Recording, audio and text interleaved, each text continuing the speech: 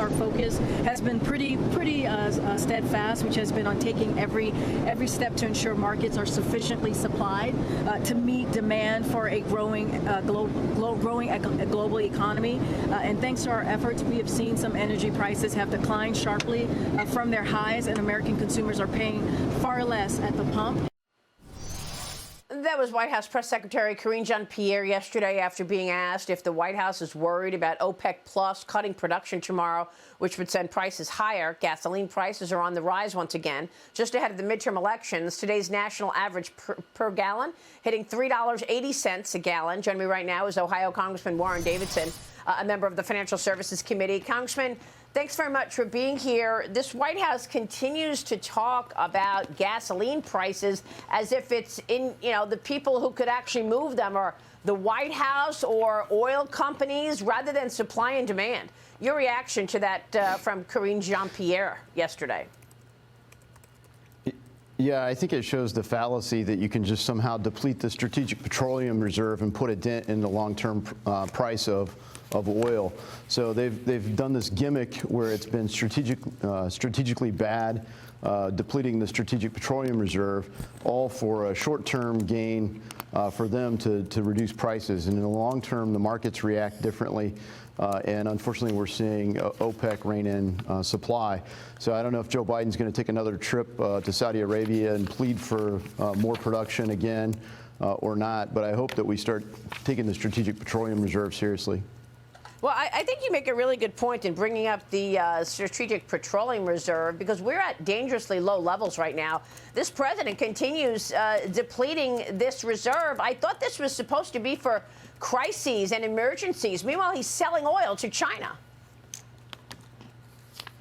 Yeah, that's right. So if you look at it, he's not used it for a strategic purpose. Meanwhile, his own actions, the actions of his State Department from last year in Afghanistan up to this very moment in Ukraine and elsewhere around the world have made the United States more strategically vulnerable than when he took office. And so, to see him waste a resource like that, really to kind of pretend that somehow he's doing something on prices, I think it's going to be exposed even ahead of the election.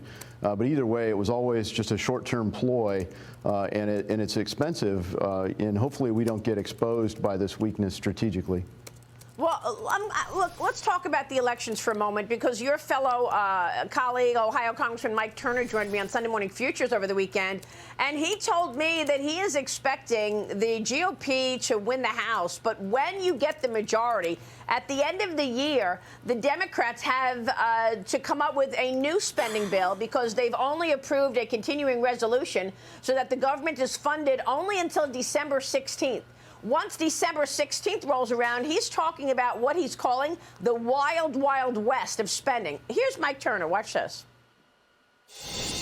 So if the Republicans win the House, I foresee a wild, wild west in Washington, because the Democrats are going to try to pass every bill and spending project that they possibly can before the end of the year. And, the Senate is inherently a horse trading group. And so they're going to see this as an opportunity also to get through a bunch of things that they've been waiting. So what kind of a dirty trick is this, Congressman? Is that why you all approved a continuing resolution until December 16th, so that the Democrats have a couple of weeks to jam in more spending before they're forced to give up the gavel? Well, that's why the people that voted for it jammed it through. Let's be clear, I didn't vote for that. But yeah, I mean, if they were proud of what they're going to do, they would do it ahead of the election and campaign on it. They're putting it out there because they know these policies aren't popular. They're not working. The Democrats only have one solution to every problem, and it's more government. Clearly, that's not working. Nancy Pelosi just earlier in the year said we could spend our way out of inflation, and somehow spending is lowering debt. We know that's false, and obviously the evidence is in. It's not working at all. It's growing our debt, and it's driving inflation, and it's only going to get worse come December. I mean, you're on the House Financial Services Committee. Do you think we're in recession? Do you think the macro story gets worse from here? Here you have Joe Biden declaring the pandemic is over, and yet Army soldiers are seeking a religious exemption to the vaccine mandate are being punished, including being stopped from off-base travel, having their promotions halted, just days after the Army said that it missed its recruiting goal by 25% this year, making 2022 the worst on record in nearly 50 years, Congressman. So you were an officer in the Army. Your reaction to this? Yeah, look, Joe Biden's been bad for our country in so many ways, but he's been uninspiring for our military. I mean, my nominees who seek Service Academy appointments are down more than 20%. So young people, I have their parents saying, would you still join the military? Would you still go to West Point? And I'd say, absolutely I would, but I understand why you're concerned. You know, people don't want to go join a woke military. They don't want to join and serve for a commander-in-chief that somehow wants to fundamentally remake America and have the military focused on everything but its core mission.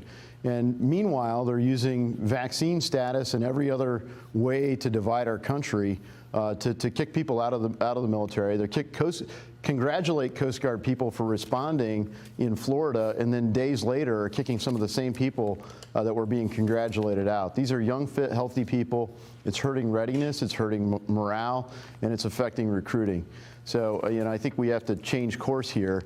And if Joe Biden can say the emergency's over, it's time for him to relinquish the emergency authority. And that would be a big way to get everybody back to work as well. All right, Congressman, we'll be watching that. Thanks very much for being here this morning. Warren Davidson joining us this morning. Thank you, sir.